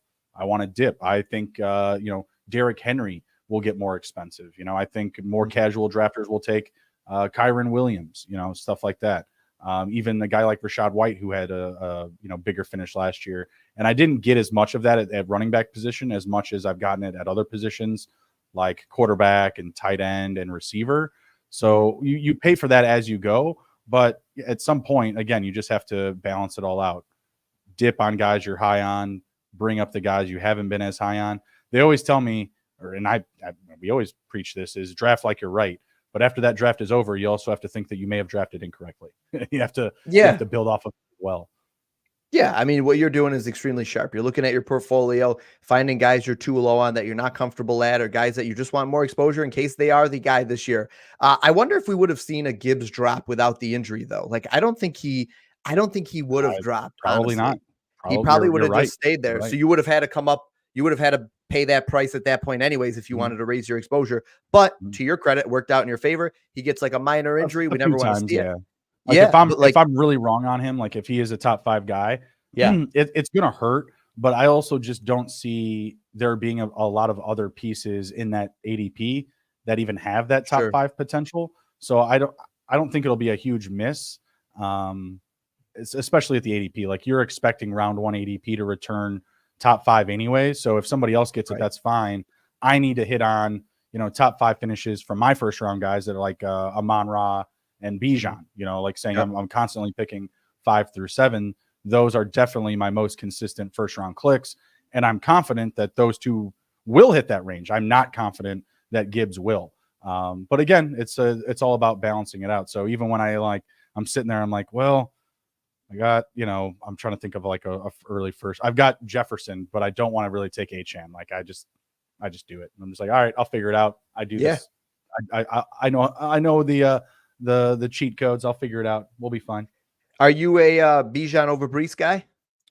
It's pretty split. I can pull up my exposure, but I don't have a fight in the battle whatsoever there. I'll just curious. If I take one draft, I'll take one the next. I want to say. I got you. I don't think it's anything. Well, you bring up a good point. It's like here in just a second. Yeah, what we're talking about is such small differences. Like, if you draft Bijan over Breece, is the difference at the end of the season, barring an injury, the difference in total points scored is probably not going to be catastrophic. Like, I don't think either one's going to tank your team if the other one does well. But there's 11% Bijan for me and 7% Breece. So the way I look at that is I got 18% of those two picks. Sure, that's the way I look at it. No different than adding up your Chase, Jefferson, and Amon-Ra exposure. Like, you're just like, okay, I have that block of ADP a lot, right? So how am I dividing that up? And again, that's balancing out your shares, your exposures, because you still even want to do that in the first round. We're a big proprietor of Best Ball Overlay. That's one of the tools that you can use. Brings up everything like you saw on the screen tonight, where it shows your exposures, it shows your week 15, 16, 17 correlations, and then it also highlights where you're actually stacked up with your quarterback, with your other positions, running back, receiver, and tight end. So as I tell everybody every episode, if you're serious about best ball, get on Best Ball Overlay or any other platform that offers those types of features.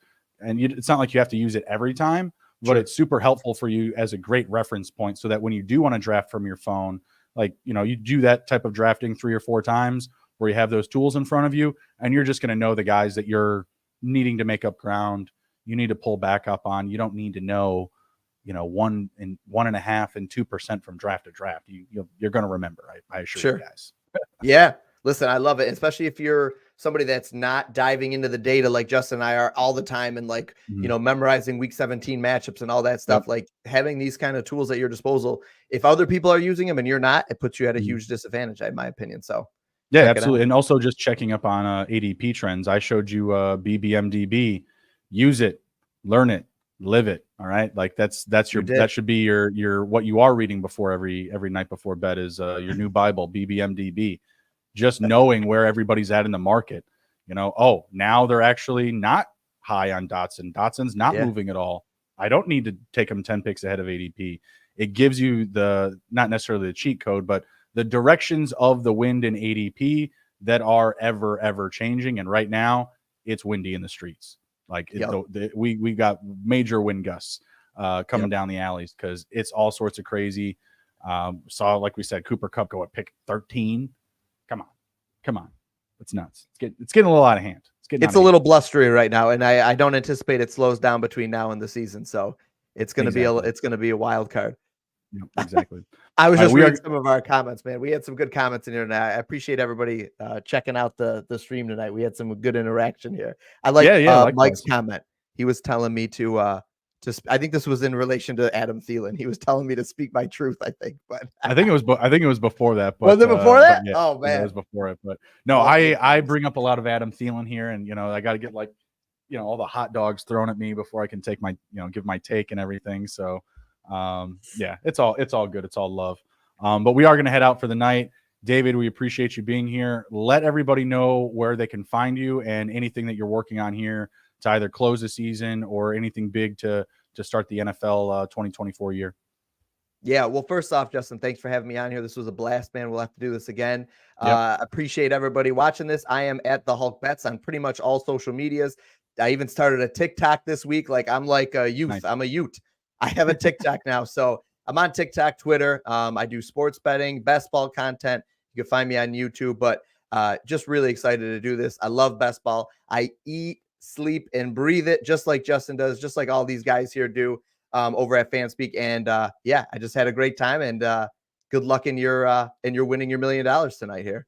Congratulations. Let's hope so. Let's hope so. Let's and hope yeah, so, right? Likewise to yourself, because we need every bit. We need every bit. Those pods, it's a triggering word. It's a triggering word. Someone says that and I go, just get a little jolt up my spine. Yeah. No, it's like little heartburn. Open your mouth a little bit. It's just got a little heartburn just now. All right. Take care. Be well. Be good, everybody. If you can't be good at it. We'll see you.